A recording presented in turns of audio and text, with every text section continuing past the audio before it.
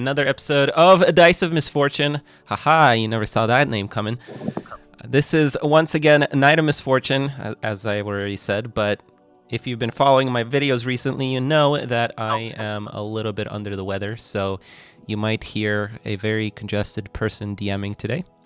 I'm joined by my lovely crew as always. This time, of course, we are playing remotely because I'm sick, obviously. So say hello, everybody. Hello, everybody. There you go. Oh, you took my line. All right, so we're just gonna jump right into it. It's been a while since we played, so it might be not the best of the recaps, but I guess we'll start with our first tradition. We're still doing our traditions, I imagine. So let's go ahead and start with the roll to see who does the recap. Oh, weird. Hey, not a nat one this time. I'll take it. There we go. Hey, I'm not doing it for sure this time. I'll take it. I gotta churn him down. Oh my Turn me up. god. Up.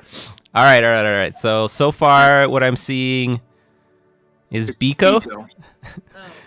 All right, Biko, tell us about the kinky dungeon you took notes about. Okay, session 33 on October 17th. Rob has a sea of undead outside of his tower, so we were teleported. We ended the session before with taking the teleportation potion, except for Dawn, and we teleported to his tower, and then there's like a bazillion undead, and they were really weird and silent and creepy. Bloom found a metallic cube called the Shifting Cube, and we learned. Oh, right. So we went into the tower, and Bloom found the cube. And then we learned that she stole it, but it's fine. The Megafisters, the big fist people were destroying the runes. They're like locating them and then going around and like destroying them because they have nothing better to do. We found a mound of undead that spawns undead outside necromantic magic. So I guess at some point he teleported us to, I don't take very good notes. He teleported us to the next rune that we were going to go try to retrieve and allegedly bring back to him. So we found a mound of undead that was spawning undead. It was kind of cool. Necromantic magic is written down. Creatures came together and mutated into this. So okay. So Biko learned that a bunch of really dumb creatures came together and like Power Rangers transformed into another undead creature that then poops out more undead creatures. Then we found a kinky torture chamber, and there was a big skull in there. Basically, it was the three siblings were magically kept alive and like tortured forever, and their blood was being drained. Not really like tortured, but their blood was being drained and used for stuff. A perpetual river of blood is what I have written down. And so there were three demigods with symbols, I believe. The Prince of Manipulation, the Priestess of Pain, and the Disciple of Death. I'm loving the alliteration on those. And there's a Rune of Chaos. And then we spent a bunch of time on a puzzle, and I have 2 lines about that puzzle. Puzzle stuff unlocks a red projection from a pool of blood. Form a pool of blood?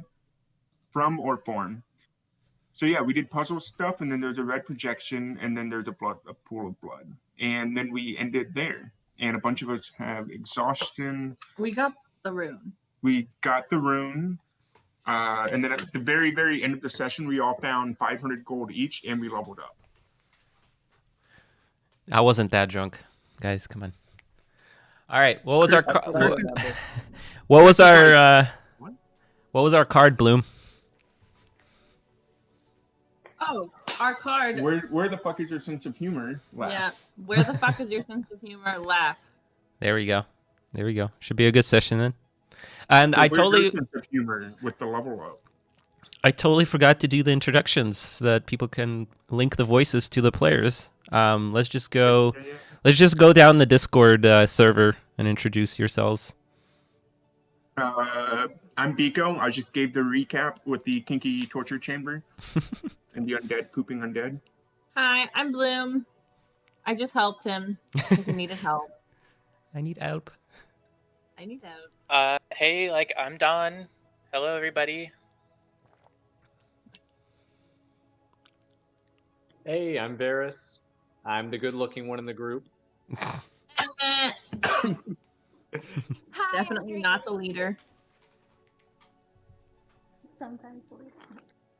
Hi, I'm Kaylin, played by Ruby. There we go. And well, they already know who I am. Never mind. Anyway. They know? For an 8th time today? Yeah, I'm sorry. This is already off to a great start. I think I rolled a critical fail today when we started. All right, so yeah, we're just gonna jump in. I think my audio is a little too high, so I'm gonna lower myself as well.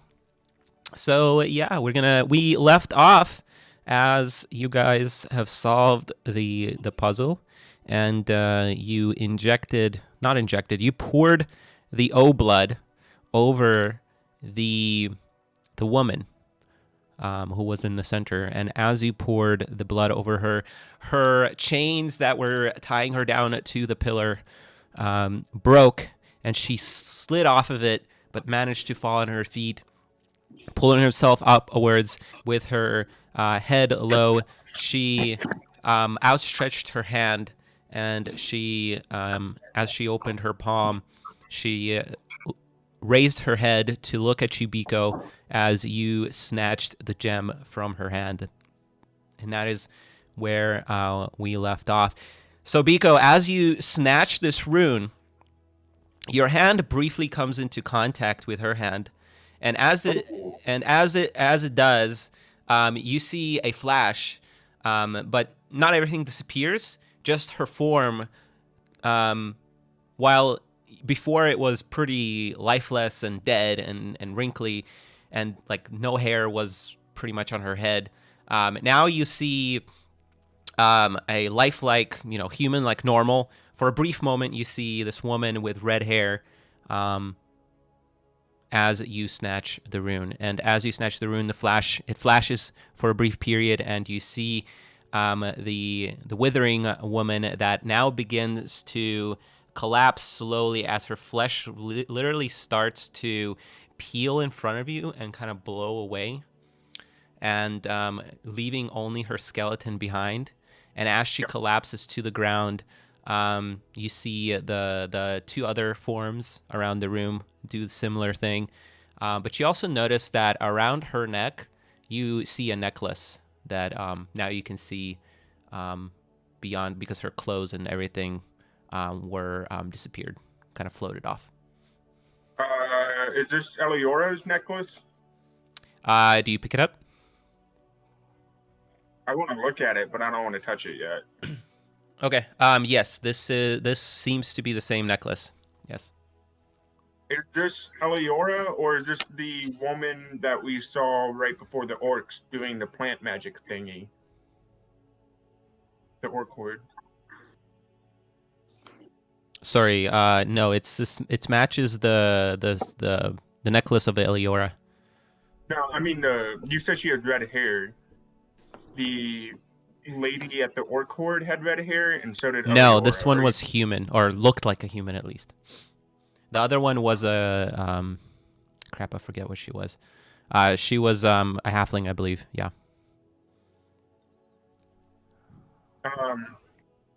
I look at the group and I say, this necklace looks similar to Eliora's.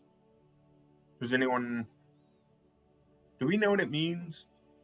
Eliora told us, right? Yeah, we know that it's her. Yeah. She worships. Yeah, it's who she worships. That's right. I don't know. I should tell everyone about it, but I'm still not picking it up. Did this happen when I gave her the rune? No, you took the rune from her hand. So now I'm holding it. Yes.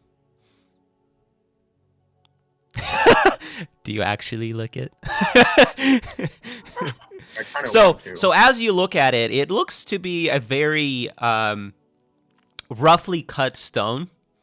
In fact, when you touch it, it feels like a regular rock would, but it's very weird because it glows faintly in this purple glow, and also you can see through it, kind of. And inside you kind of see slowly swirling this purplish, kind of like that drink that Ruby brought one time. Almost exactly like that.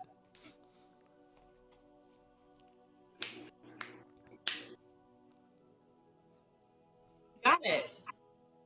I hold it up for the group to look at, but I don't know if there's like dangerous, so I'm gonna hold it, and that way if there's dangerous, it like only hurts me. But I'm not gonna like snatch it away from anyone, but I'm gonna be the one like I'm carefully holding it up for everyone to look at. Actually, I guess I'd be holding it up here because I'm short. Like chest level for everyone else. Zior looks down and just. At this point, Oh, you're pretty low, Bloom. I don't know why your volume just decreased. Oh, I'm farther back. I said, has anyone seen a rune before or read about one? Are we sure this is actually it? Kaylin? I mean, I just think it's probably a rune because, you know, it seems like something that Rob would want to get. And since he's stuck to his tower, then it makes sense that since we went to him, he would have us bring it to him instead. Fair enough. Well, and like, didn't he say he was gonna send us somewhere to find one of the runes? But how do we know that this is it and that there's not another portion to this dungeon? Maybe this is a trick. Well, listen, whether there's another portion or not, I feel like I'm about to collapse. I can't be in here much longer. Yeah, I don't think I can either. Yeah. What about the necklace on the skeleton on the ground? It's kind of odd, right? We keep seeing it.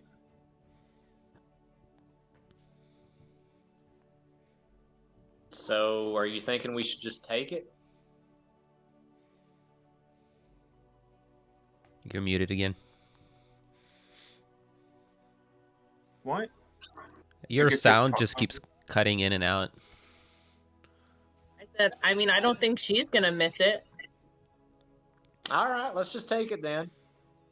Biko, you want to grab it?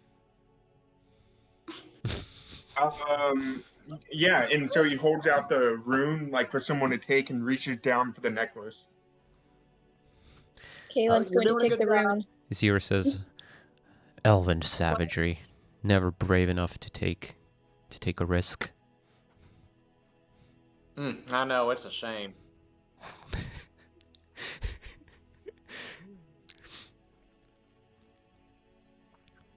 So you pick up the necklace, and it seems to be you don't like just looking from it without touching it from a distance. You don't feel like it's very anything special about it. But as you pick it up, your hand kind of touches the material, and it feels very fine, but very lightweight. And you've never seen a material like that. And as you pick it up, it almost kind of like shines in It shine bright like a diamond. Not quite, because you're still standing in almost the darkness, but the eyes from the skull behind you kind of reflect off of it, and you see it.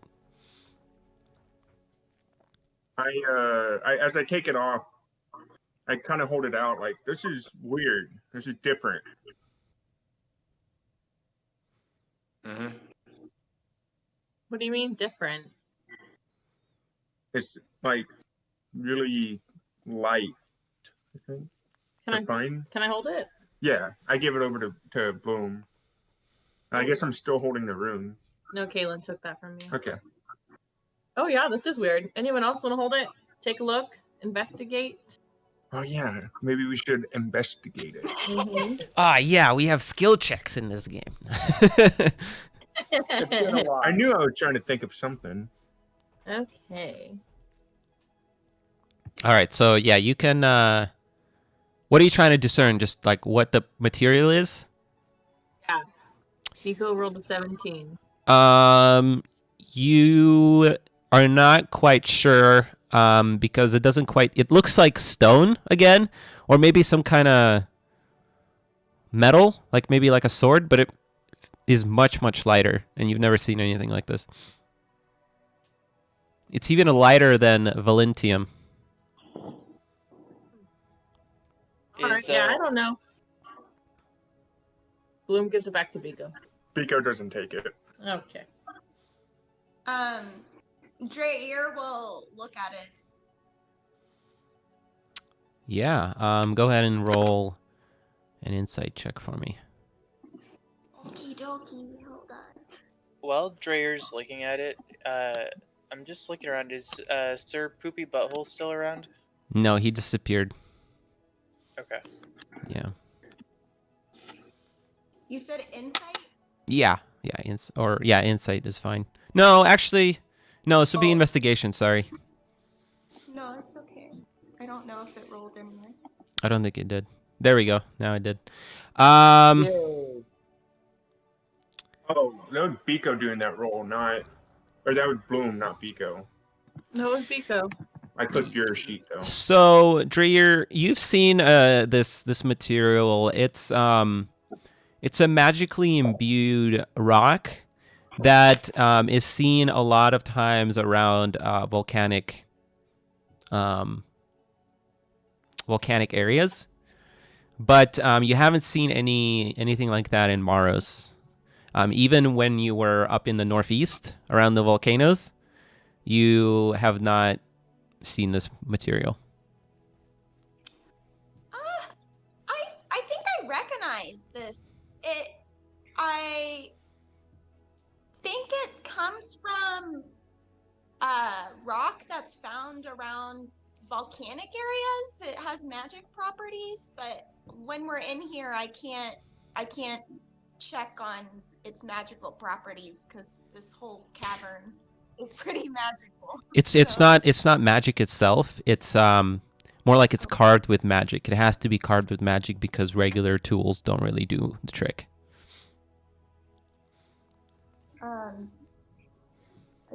Did anyone want it back, or? I've never been around any volcanoes. Yeah, I haven't seen this here before, so it's a little weird. Well, where exactly is here? This is also true. I thought this was New Reach. I had assumed Moros, but you're right. I don't know where we are. No. Yeah. No, and to be completely honest with you, I think we need to get out of this room as soon as possible. Agreed. Yeah, we should probably be doing that now. And Biko starts walking. So yeah, as you look around, you guys are pretty exhausted from walking in here. In fact, as you're standing there, I'll go ahead and make another round of Constitution saving throws. Because the toxic fumes are still obviously there, and even as you walk out, you're smelling the rotten flesh of basically the graveyard that you were walking through last session. So let's see, Dawn and Bloom take another level of exhaustion.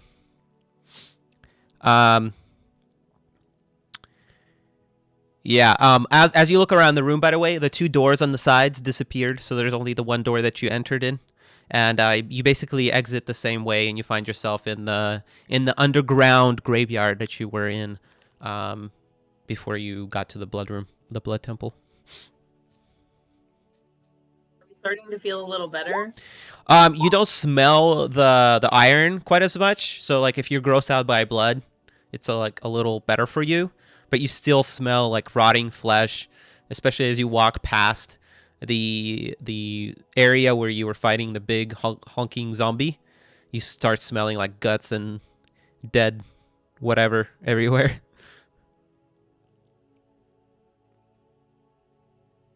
At this point, Don's puking as we're walking out. Yeah. So you guys head straight for the outdoors? Yes. Okay. Even Biko. I try to assist Dawn in walking out. Bloom says, wait, maybe I should go kind of check it out first since you don't really know where we are. Is anyone against that? Nope. A good idea. So I guess Bloom goes to what would be our exit, I guess, what was the entrance. Mm-hmm. And she doesn't like go out, but she kind of like looks around outside, like she like peeps around essentially, trying to look and see if there's anything out there that we should know. So something that I forgot to mention last time, because a certain ranger got me drunk. So you noted when you were teleported in, like pretty quickly, that it was fairly cold, and you were standing in like this mountainous area next to a lake, and it was fairly chilly. And as you descended down deeper into this dungeon, it started getting colder and colder. But as you step back out, it seems to be, the temperature seemed to have dropped, and you see just a mist outside as you poke your head out. But you can roll a perception check if you'd like.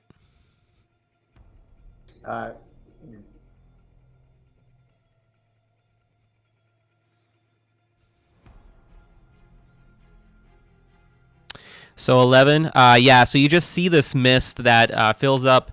You can barely see the lake, maybe 30 feet in front of you. No, actually, probably a little bit farther, like maybe 60 feet in front of you. And this fog just like surrounds you. And it's nighttime here, so you actually were teleported in to Rov's tower during the day. When you were teleported here, it was night. Yeah, sorry guys, I can't really see much. There's too much mist. I mean, maybe I could go take a look. Might help to have a higher vantage point. Elf eyes to good use. All right, So go I'll ahead. try to Yeah, in perception check.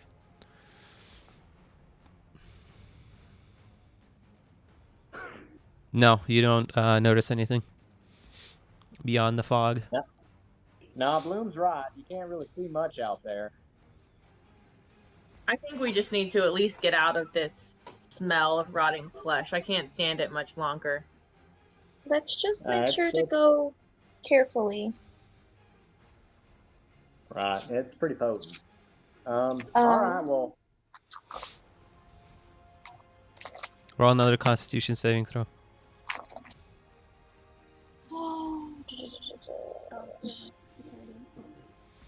Dawn's good.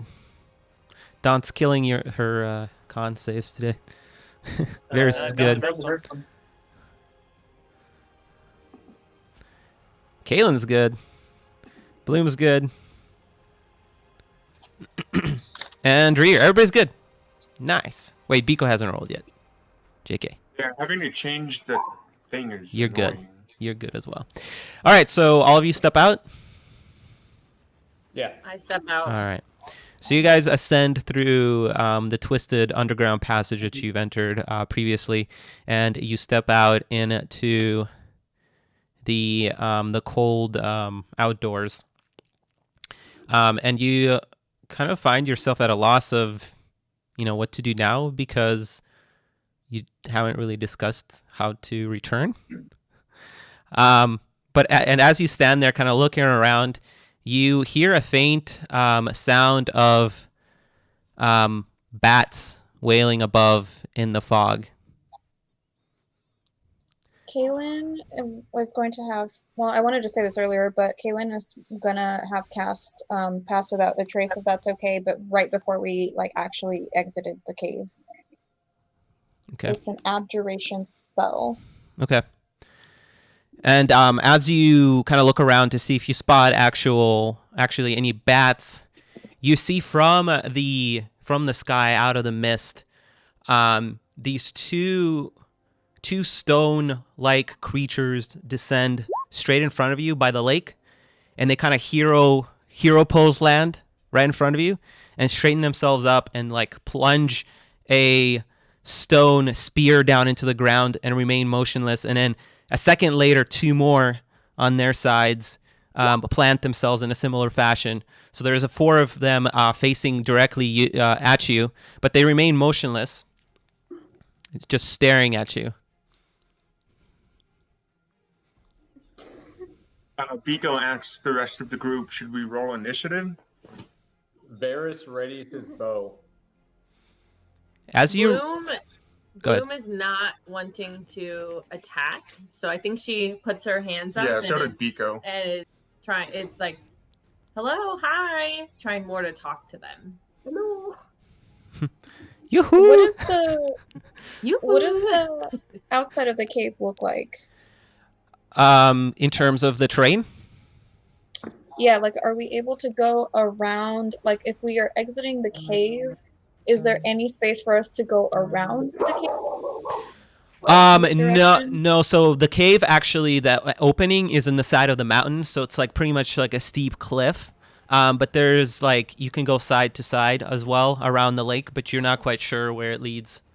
Didn't really take a look around when you were first teleported here, and now the fog covers it. But as you ready your bow and as you attempt to speak to them, they don't react whatsoever. But you begin to notice a draft of wind blowing directly from behind them and straight at you. And as you look closely, you start seeing the lake freeze. The water just completely freeze over as it like meets the coastline where you're standing. And two more figures emerge from walking down the lake. Their skin completely pale blue, and their eyes similarly so, and their faceless expression looking at you without saying anything. They wear this grayish armor, what appears to be, and they don't have their swords drawn, but they have a sworded hilt and a red cape from behind them. And there's another screech from above as this drake-like looking creature lands, and on top of which there's a last of these blue creatures. So a total of 3 blue creatures descend, and he hops off the drake and begins to approach you. Is there a large tree around us? A large tree around you.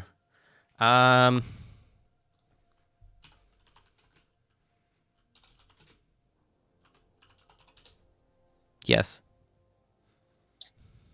How far? 40 feet.